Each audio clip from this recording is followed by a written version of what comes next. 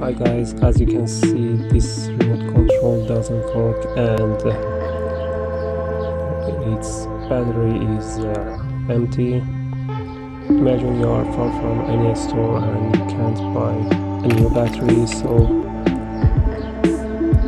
I'm going to show you a trick to buy a little time. It might work for a few days until you buy a new battery.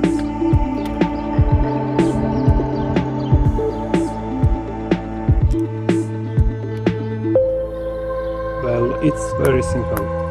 Just hit the body with a rock or anything else and check if it works or not.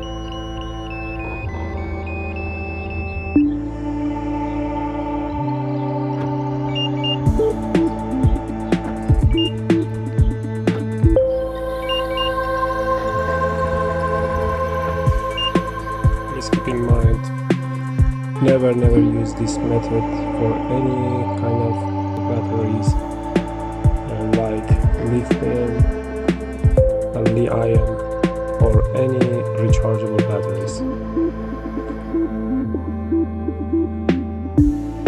Now I will show you how much hitting the battery is effective.